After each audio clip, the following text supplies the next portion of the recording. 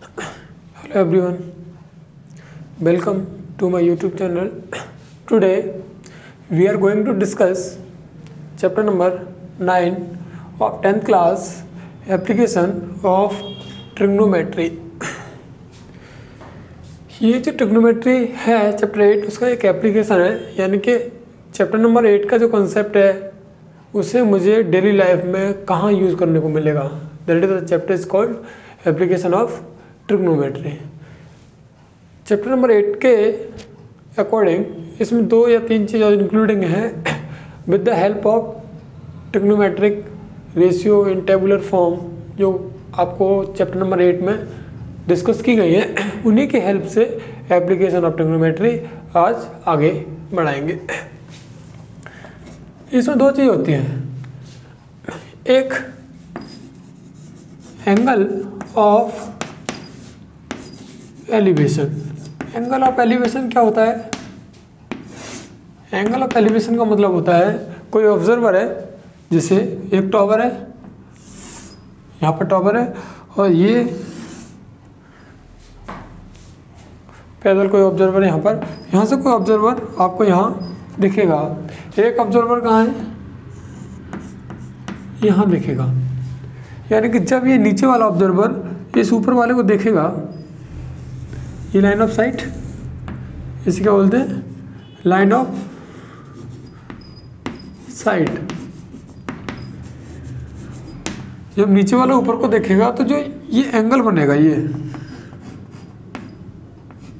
आगे जाके ये जो एंगल बनेगा इसे एंगल ऑफ एलिवेशन बोलते हैं. तो बोल सकता हूँ एंगल ऑफ एलिवेशन. एक ऑब्जर्वर ये कब होता है? जब कोई ऑब्जेक्ट नीचे से ऊपर की तरफ देखे. तो मैं इसके हिंट के तौर पे बोल सकता हूँ कोई ऑब्जर्वर है और वो कहाँ देख रहा है? एरो लगाओ ऊपर की तरफ. तो जो ये एंगल बनता है, ये हॉरिजॉन्टल सरफेस, इसे बोलते हैं थीटा, और इसी को क्या बोलते हैं? Angle of elevation. तो एंगल ऑफ एलिवेशन तो मुझे पता है. इसमें क्या होता है? ऑब्जर्वर नीचे से ऊपर की तरफ देखता है. ऐसे ही जैसे एक एग्जांपल और ले लेते हैं कि मान लो एक ऑब्जर्वर है, ये पतंग उड़ा रहा है. क्या उड़ा रहा है? पतंग.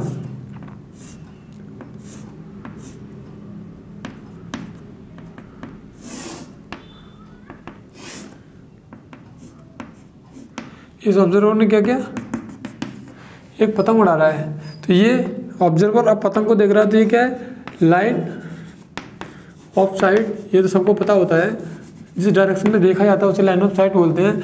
ये एंगल 90, क्योंकि ट्रिग्नोमेट्री में जब पढ़ाया गया था तो वो एक राइट ट्रायंगल के लिए यूज में आता है. ये भी यहाँ पर भी क्या मिलेगा मुझे? Right triangle. तो अब यहाँ भी ये क्या कर रहा है? ऑब्जर्वर नीचे से ऊपर की तरफ देख रहा था. इसे भी एंगल क्या बोलेंगे? Angle of elevation. तो एलिवेशन का मीन समझ में आ गया कि जब कोई ऑब्जर्वर नीचे से ऊपर की तरफ देखता है, that is called angle of elevation with horizontal surface.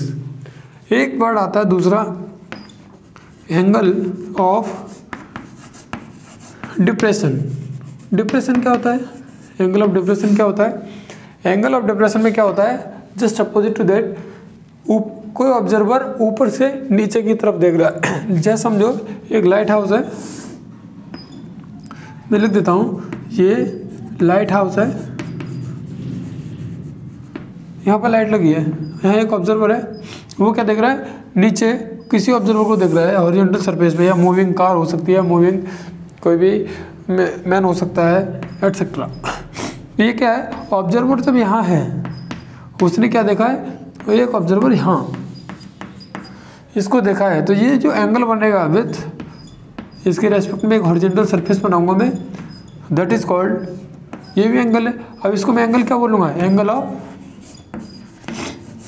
Depression. क्या बोलूँगा?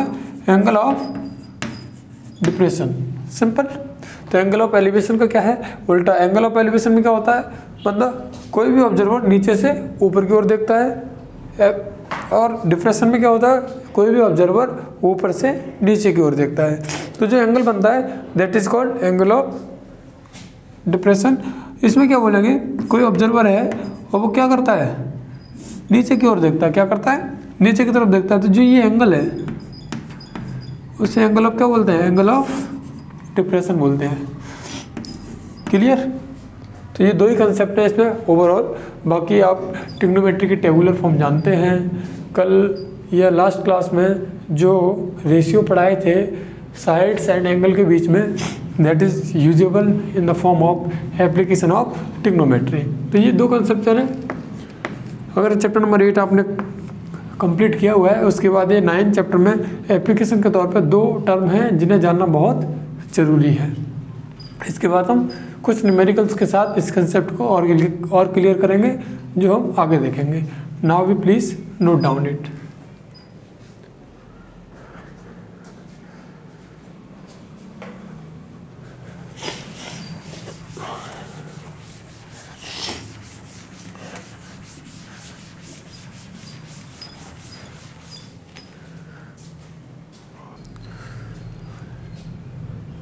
यहाँ दो इलस्ट्रेशंस हैं जो 1 बाय 1 एप्लीकेशन बताते हैं कि ट्रिग्नोमेट्री का यूज हम कहाँ करेंगे। इफ द एल्टीट्यूड, पहला क्वेश्चन है, if the altitude of the sun is at 60 degree then the height of tower that will cast shadow of length 30 metre is.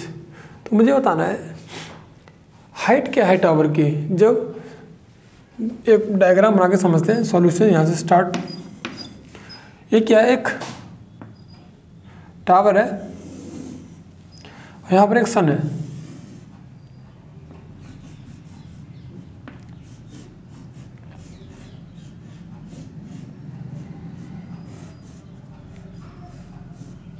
Etcetera. यहाँ पे एक सन है, इसकी शैडो पड़ती है। शैडो कहाँ तक आती है, ये शैडो है। तो इसमें मान लेता है ये पॉइंट ए है, ये पॉइंट बी है और ये पॉइंट सी है। ये तो 90 है क्योंकि टावर की हाइट और हॉरिजॉन्टल सरफेस के बीच में जो एंगल बनता है 90 है।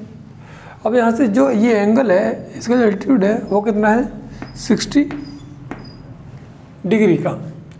और जो शैडो कास्ट हो रही है उसकी जो लेंथ है वो कितनी है, 30 मीटर। फाइंड द हाइट, यानी मुझे क्या निकालना है, ये भी क्या करना है मुझे, फाइंड आउट। तो सबसे पहले मुझे समझ में आना चाहिए कि मुझे क्या गिवन है, एक एंगल गिवन है और एक साइड। तो मैंने क्या पढ़ा था चैप्टर नंबर 8 ट्रिग्नोमेट्री में, वो ये बताता है कि relation of angle and side of the triangles, जो इनके बीच में रिलेशन है उसी को क्या बोलते हैं, यानी वही रिलेशन हम कहाँ पढ़ते हैं, ट्रिग्नोमेट्री में। ये ट्रिग्नोमेट्री क्या है, अब इसका एप्लीकेशन के तौर पर हम यहाँ पर इसका यूज करेंगे। तो इन ट्राइंगल, कौन सा ट्राइंगल है, A B C. In triangle A B C, angle कहाँ पर है, सी पर। फॉर एंगल सी, सी के लिए अब देखो 90 के आगे क्या होता है, हाइपोटेनियस। तो लिख सकते हैं यहाँ पर बी सी इज हाइपोटेनियस।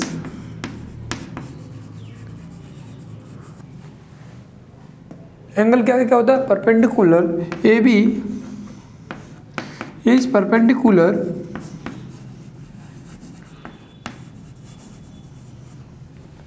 और ए सी क्या है यहाँ पर, बेस। ए सी क्या है, बेस ऑफ ट्राइंगल। क्लियर। अब मुझे गिवन, मुझे निकालना क्या है, बेस गिवन है और हाइट यानी परपेंडिकुलर फाइंड आउट करना है। तो मुझे क्या पता है, बेस गिवन है और क्या, हाइट निकालनी है, यानी परपेंडिकुलर निकालना है। तो बेस और परपेंडिकुलर किस में आता है, tan theta equal to perpendicular upon base, perpendicular कितना, ए बी अपॉन बेस कितना, ए सी। ये होता है tan थीटा की वैल्यू कितनी है यहाँ पर, 60 डिग्री। तो tan 60 equal to A B की वैल्यू क्या माने, हाइट माने या ए बी माने, ए बी का ए बी अपॉन में ए सी कितना है, 30 डिग्री या 30 metre.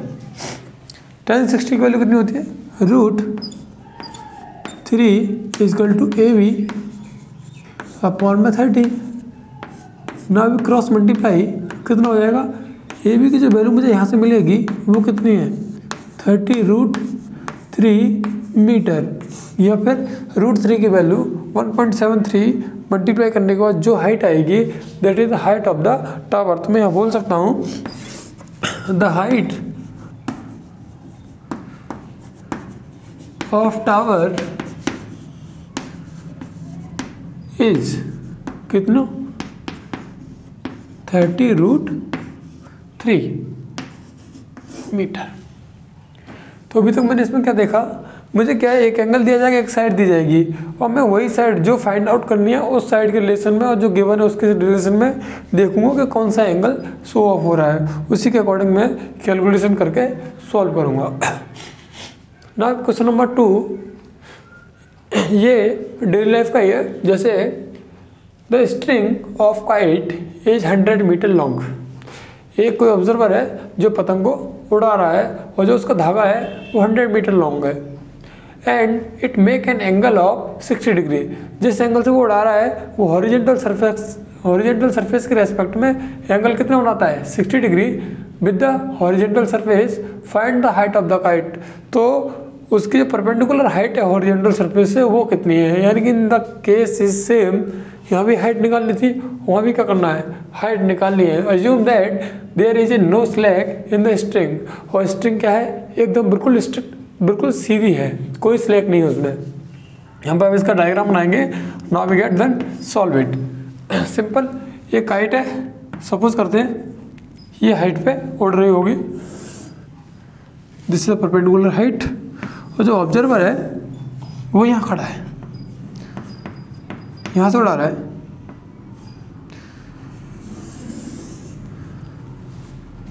There are no slack,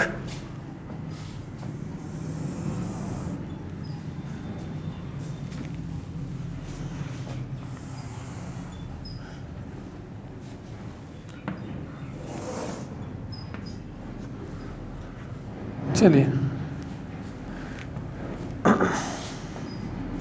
दे है नो स्लैक, यहाँ पर काइट है, और ये जो स्ट्रिंग है इसकी वो कितनी है 100 मीटर। तो मैं बोल देता हूँ A B C, no worry doubt.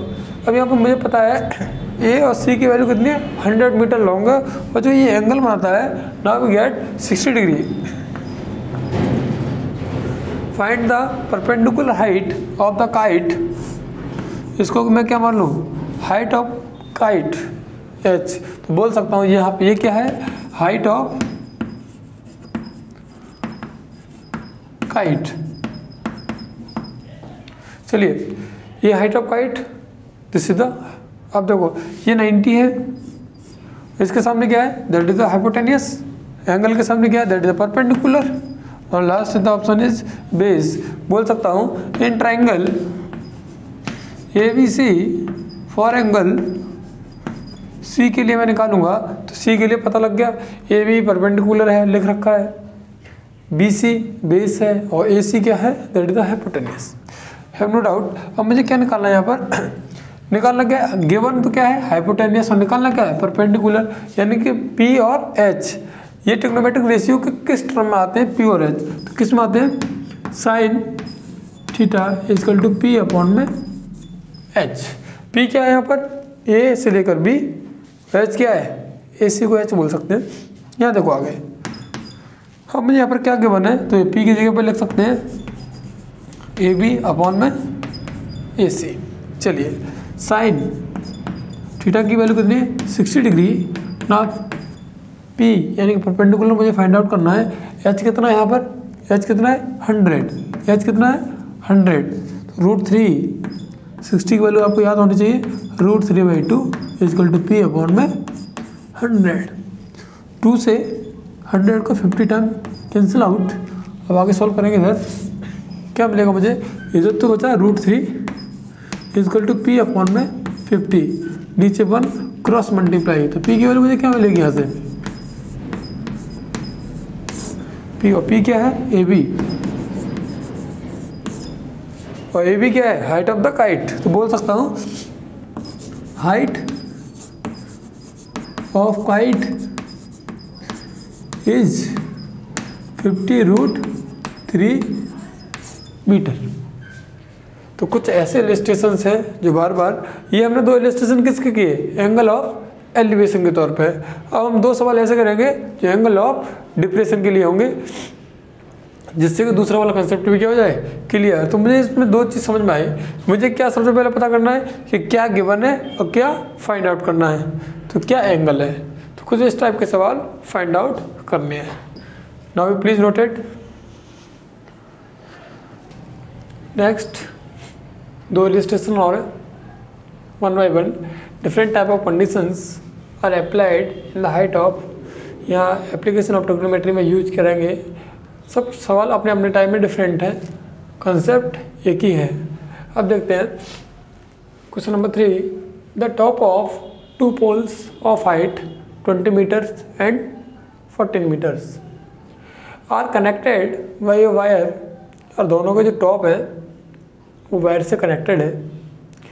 If the wire make an angle of 30 degree with horizontally,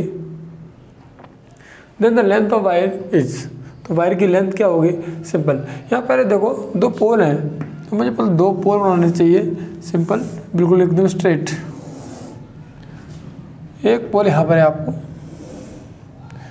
ये आपका हॉरिजेंटली सरफेस है, यहाँ पर ये पोल गड़े हुए हैं। ये 20 मीटर का है और ये 14 मीटर का। बोल सकता हूँ ये 20 मीटर का है और ये 14 मीटर का। क्या है, इन दोनों का जो टॉप है उनसे एक वायर कनेक्टेड है। इन दोनों के टॉप से क्या किया हुआ है, वायर को कनेक्ट किया गया है। पॉइंट डाल लेता हूँ, A B C and D. अब बोला गया है एक ये जो वायर जाता है नीचे की तरफ, वो जो एंगल है हॉरिजॉन्टल सरफेस के रेस्पेक्ट में क्या बनाता है, 30 डिग्री। क्या बनाता है, 30 डिग्री। ये क्या बनाता है, 30 डिग्री। चलिए, तो मुझे पता लग गया एंगल 30 डिग्री है। अब यहाँ पर देखो, अगर यहाँ से लेकर सी डी की जो हाइट है वो 14 है, तो अगर मैं इस पॉइंट को एम मानूँ तो एम से लेकर बी की हाइट भी कितनी होगी, 14 होगी। तो मैं लिख सकता हूँ M B equal to C D equal to 40 metre, क्योंकि जितनी डिस्टेंस ये है उतनी डिस्टेंस ये है, तो जितनी डिस्टेंस ये होगी उतनी डिस्टेंस ये होगी। ये कंप्लीट कितने का था, 20 का। ये कितने का हो गया, 14 का। कितने का हो गया, 14 का। दो पर कितना बचेगा, 6 का। कितने का, 6 मीटर। ये 14 मीटर। तो मुझे पता लग गया, मुझे निकालना क्या है, फाइंड द हाइट ऑफ या find the length of wire. Length of wire क्या है, एडी, यानी कि मैं इसको क्या मान लूँ, ये 90 है, तो इसके आगे क्या हो जाएगा, हाइपोटेनियस। ये एंगल है, इसके सामने क्या है, 6। Now we get perpendicular. तो मुझे दो चीज़ पता लगी हैं, एक परपेंडिकुलर कितना है, 6 मीटर का, एंगल कितना है, 30 मीटर का, एच कितना है, दैट इज द हाइपोटेनियस, जो फाइंड आउट करना है हमें। अब बाकी का जो है हमें इससे कोई लेना देना नहीं है, हमें क्या करना है, in triangle A M D D को सही से लिखो, ए एम डी। यहाँ पे देखो ए एम डी के लिए फॉर एंगल कौन सा है, डी के लिए, फॉर एंगल डी। अब एंगल डी पर है तो डी के सामने क्या होगा, एंगल के सामने परपेंडिकुलर, 90 के आगे हाइपोटेनियस। ठीक है, तो मुझे निकालना क्या है, हाइपोटेनियस, और गिवन क्या है, परपेंडिकुलर। तो ऐसा कोई ट्रिग्नोमेट्रिक रेशियो है जिसका रिलेशन पी और एच से होता है, यस, साइन और कोसेक। तो मैं बोलता हूँ साइन थीटा इजकल टू क्या मिलता है मुझे, पी अपॉन में एच। यहाँ पर पी कितना है, ए एम, अपॉन में एच कितना है, ए डी। सिंपल। अब मैं यहाँ पे देखता हूँ साइन एंगल कितना है, 30 डिग्री के लिए, तो साइन 30 इजीली क्वेश्चन है, बहुत आसानी से हो जाता है। परपेंडिकुलर 6 मीटर का है, हाइपोटेनियस यानी कि एडी मुझे फाइंड आउट करना है। लेंथ ऑफ द वायर मुझे फाइंड आउट करनी है, तो साइन 30 की वैल्यू आप टेबुलर फॉर्म में जाओगे ट्रिग्नोमेट्री के, तो क्या होगी, 1/2 इजकल टू 6 मीटर अपॉन में एडी। तो एडी क्या होगा, यहाँ से क्रॉस मल्टीप्लाई करके एडी को मुझे क्या मिलेगा, 12 मीटर। क्या मिलेगा, 12 मीटर। और एडी है क्या यहाँ पे, एडी क्या है यहाँ पे, लेंथ ऑफ द वायर। तो क्या बोल सकता हूँ, length of wire is 12 metre between top of two poles, यानी कि इन दोनों पोल के जो टॉप से कनेक्टेड है वो जो वायर होगा वो कितना होगा 12 मीटर का। ये फाइंड आउट करना था। कभी आपको पूछ सकता है जो दो पोल हैं उनके बीच का डिफरेंस कितना है, तो मुझे क्या निकालना था इसमें, फिर बेस निकालता मैं। बेस के लिए परपेंडिकुलर दिया था और बेस फाइंड आउट करना है, तो पी और वी किस में आता है, यानी किस ट्रिग्नोमेट्रिक रेशियो में आता है 10, तो मैं किसका यूज करता tan थीटा का, यानी कि tan का यूज करते हैं। यहाँ पर किसका किया है साइन का। Similarly question number 4, so interesting. अभी तक सारे सवालों में क्या है, मुझे एंगल गिवन है ऑलरेडी, लेकिन इसमें क्या करना है, मुझे एंगल को क्या करना है फाइंड आउट करना है। तो इसमें क्या लिखा है, an observer 1.5 metre tall is 28.5 metre away from the tower. वो कितने हाइट है उसकी 30 metre. Find the angle of elevation of the top of the tower from his eye, कि अगर कोई नीचे से उस टावर को देखेगा ऊपर की तरफ तो वो एंगल कितना बनेगा। तो find the angle of elevation. चलिए नाउ लेट स्टार्ट। यहाँ पर है क्या, एक टावर है, तो मैं एक टावर बनाता हूँ पहले। एक टावर बना हुआ है, इसमें बोला है कि जो ऑब्जर्वर है वो 1.5 मीटर क्या है टॉल। ये पहले है कितने की 30 मीटर की। यहाँ से इसकी टावर की हाइट कितनी है 30 मीटर की। यहाँ पर एक ऑब्जर्वर है, ये हॉरिजॉन्टल सरफेस मान लेते हैं। इसके बाद ऑब्जर्वर है जो कितना है 1.5 मीटर इसकी टॉल है, तो इसकी फ्रॉम आई यहाँ से ऑब्जर्वर करेंगे तो ये जो डिस्टेंस है 1.5 मीटर की, वो मैं क्या करूँगा हाइट ऑफ द टावर में से क्या करूँगा। अब मुझे एंगल नीचे वाला नहीं चाहिए, मैं पॉइंट डाल लेता हूँ। एंगल बन कहाँ से रहा है, फ्रॉम इज आई, उसकी आँख से बन रहा है, उसकी आँख यहाँ पर है। तो ये जो पोर्शन है ये अब मेरे किसी काम का है नहीं, ये मुझे पता 1.5 है, कितना है 1.5। तो height of the tower total कितनी थी 30, उसमें से 1.5 माइनस करने पर मुझे क्या मिलेगा 28.5। तो जनरली जो हाइट है इसका बेस भी कितना है 28.5। ये ए है, ये बी है, ये सी है, ये डी है और ये ई है। तो मुझे कौन सा ट्राइंगल लेना है, इन ट्राइंगल ए डी ई। तो मैं बोल सकता हूँ इन ट्राइंगल ए डी ई। अब देखो बी सी की वैल्यू भी कितनी थी 28.5, और जितनी वैल्यू इसकी है उतनी डिफरेंस यहाँ इसका होगा। क्लियर। चलो फॉर एंगल डी के लिए निकालते हैं। फॉर एंगल डी के लिए मुझे फाइंड आउट करना है, यानी बोल सकता हूँ मुझे डी ही क्या करना है फाइंड आउट। डी क्या है यहाँ पर एंगल ऑफ एलिवेशन। क्लियर। चलिए मुझे क्या कहेगा मैंने, दैट इज द एंगल के आगे क्या होता है परपेंडिकुलर, 90 का आगे क्या होता है हाइपोटेनियस। ये क्या बचा बेस। मुझे गिवन क्या क्या है यहाँ पर, जब एंगल नहीं दिया जाता तो मैं गिवन की बात करता हूँ। मुझे क्या गिवन है बेस गिवन है और क्या गिवन है परपेंडिकुलर। तो बेस और परपेंडिकुलर किस में आता है 10 में, किस में आता है 10 में। तो tan theta equal to perpendicular upon में बेस, यानी कि अगर जनरली बोले तो क्या होगा ये ए ई अपॉन में ई डी, या फिर डी ई बोल सकते हैं। tan एंगल तो मुझे पता ही नहीं, तो tan थीटा, थीटा का थीटा रखोगे, p कितना है 28.5 अपॉन में b कितना है, ये भी 28.5। यहाँ पे कैंसिल आउट बाय 1 टाइम, तो tan थीटा इजकल टू 1। अब tan की टेबल में 1 कितने एंगल पे आता है 45, कितने पे आता है 45। तो आगे tan theta equal to tan 1 को मैं tan 45 लिख सकता हूँ, क्योंकि इसकी वैल्यू भी क्या होती है 1। कंपेरिजन करूँगा तो tan थीटा की वैल्यू से मुझे कितनी मिलने वाली है 45 डिग्री। तो बोलूँगा the angle of elevation from is I and the top of tower is 45 degree. तो बोल सकता हूँ angle of elevation is 45 degree. Clear. तो डिफरेंट टाइप के सवाल से मुझे पता होना चाहिए क्या फाइंड आउट करना है क्या नहीं करना है इजीली। अगर मुझे ये कंसेप्ट याद है कि दो साइड गिवन है या एक एंगल एक साइड गिवन है, कौन सी साइड निकालनी है, तो सिंपली मैं सॉल्व कर सकता हूँ। तो जनरली क्या है, जो लैंग्वेज आपको गिवन है उसका अगर आपने डायग्राम ड्रॉ कर लिया, उसके बाद आपको जो ढूंढना है वो मिल गया, तो कैलकुलेटिव पार्ट ज़्यादा डिफिकल्ट नहीं होता है। सो ईजिली तो each and every problem can solve easily with their concept application of trigonometry. अब कुछ सवाल, दो इलस्ट्रेशंस और देखेंगे, उसमें आई होप पूरा कंसेप्ट क्लियर हो जाएगा। Please note down. Next question number 5। Last example है, थोड़ा कॉम्प्लिकेटेड है लैंग्वेज में और कंसेप्चुअल भी। और इसको देखेंगे है क्या।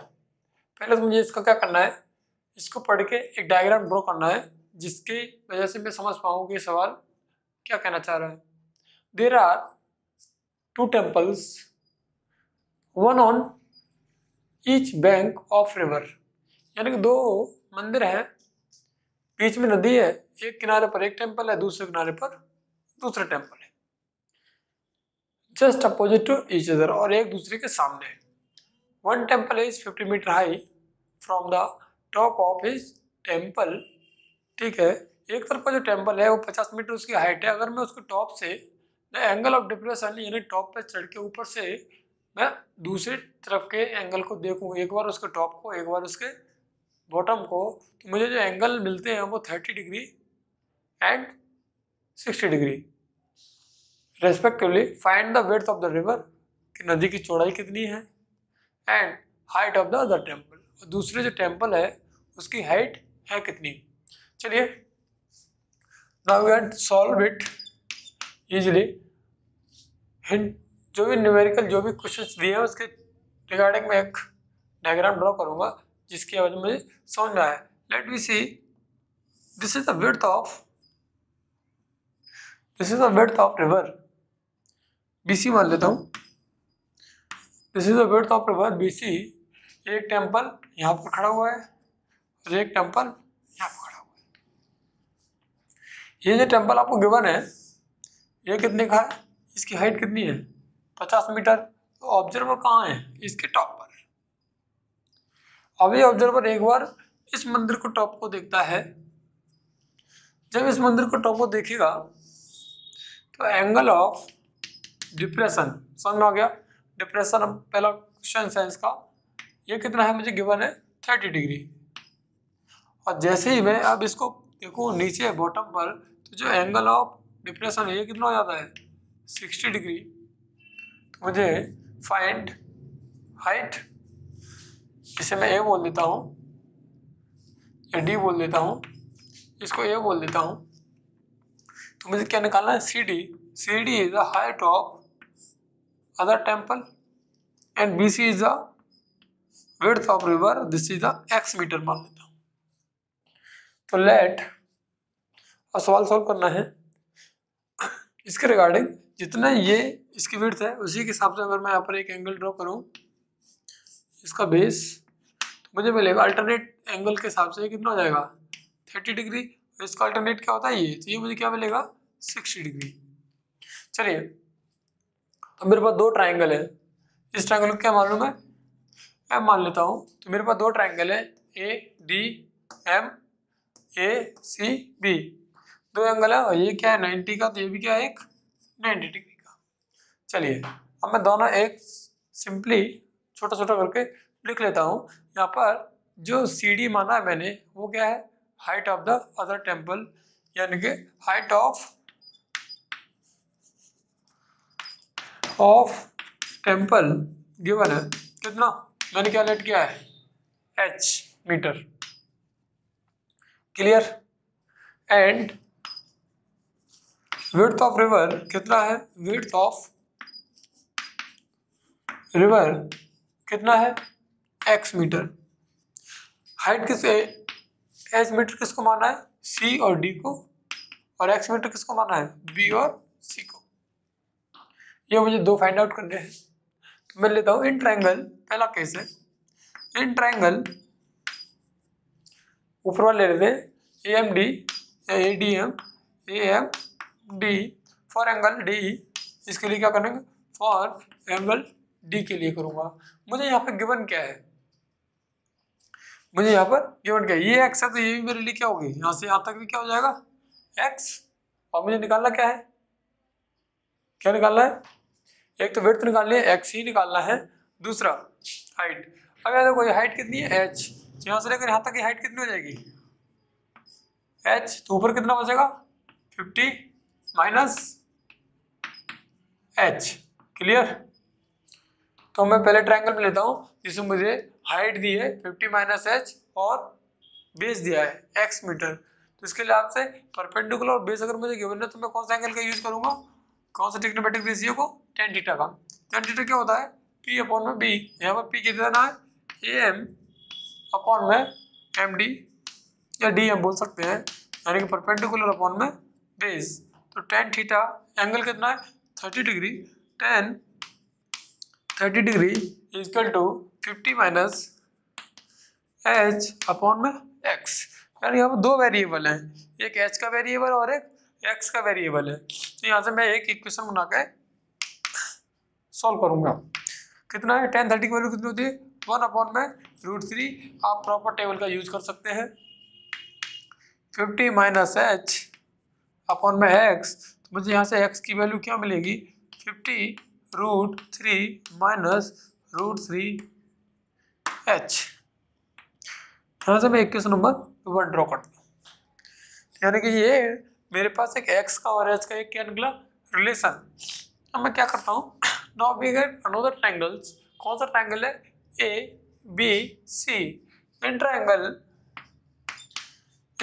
ABC फॉर एंगल, इसमें एंगल कितना है, किसके एंगल के रेस्पेक्ट में देख रहा हूँ, फॉर एंगल C कितना है 60 डिग्री। तो इस पूरे एंगल के आगे पूरी हाइट है, ये पूरी हाइट कितनी है 50 50। तो इसका जो बेस कितना है x, तो इसमें परपेंडिकुलर बेस दिया है तो कौन सा एंगल का यूज करूंगा, कौन सा ट्रिग्नोमेट्रिक रेशियो का, tan theta equal to height कितनी इसकी AB।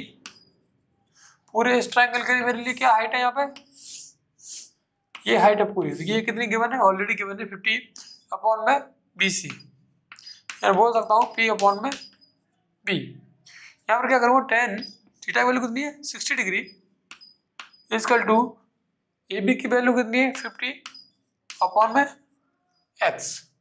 tan 60 की वैल्यू कितनी होती है √3 इक्वल टू कितना 50 अपॉन में x। तो यहाँ से मुझे x की वैल्यू क्या मिलेगी, x बोल सकता हूँ √3x equal to 50 from equation number second.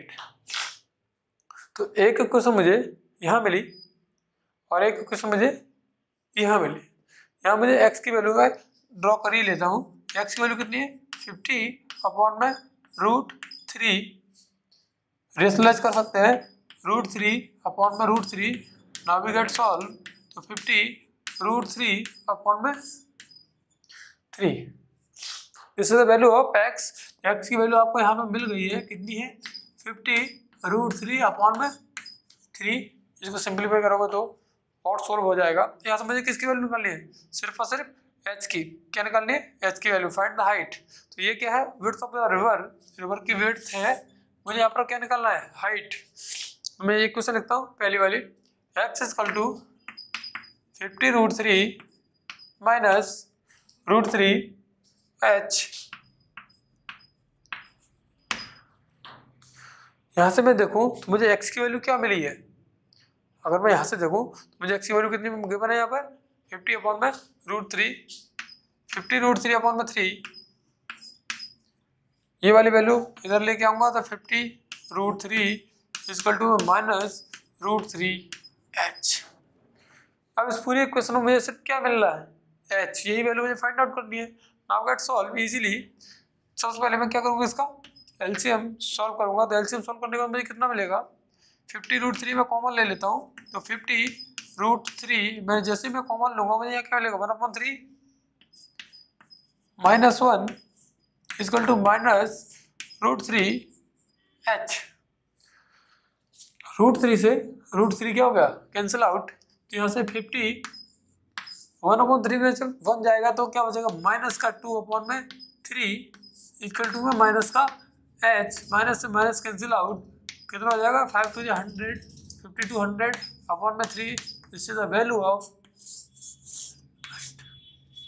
ठीक है h क्या है यहाँ पर height of the other temple, मुझे यहाँ पे h मिला 100 अपॉन में 3, यहाँ पे विड्थ ऑफ द रिवर कितनी है 50 अपॉन में 3, हमेशा लगाओ मीटर एंड देन मीटर। तो कुछ ऐसे सवाल हैं जिसमें अगर दो वेरिएबल का यूज करेंगे तो दो ट्राइंगल्स आपको गिवन है, उनमें से दोनों में से इजीली इक्वेशन ड्रॉ कर सकते हैं। उसके बाद दोनों को सॉल्व करके from equation number 1 and 2 now we get solve easily, then find जो चाहिए आपको सॉल्व होके मिल जाएगा। This is important and complicated question, 4 marks each, 4 marks का आता है बोर्ड एग्जाम के रेफरेंस में। तो डिफरेंट टाइप के क्वेश्चंस आप प्रैक्टिस करेंगे। कंसेप्ट यही है सारे कि अगर दो ट्रायंगल है तो दो वेरिएबल्स के साथ मैं दोनों की वैल्यू फाइंड आउट करूंगा। एक ट्रायंगल है, now we can easily solve, complete. Chapter के लास्ट में आपको लिंक में कुछ प्रैक्टिस क्वेश्चन या वर्कशीट मिलेंगे, आप उन्हें आराम से सॉल्व कर सकते हैं जिससे कि ये कंसेप्ट क्लियर हो जाए।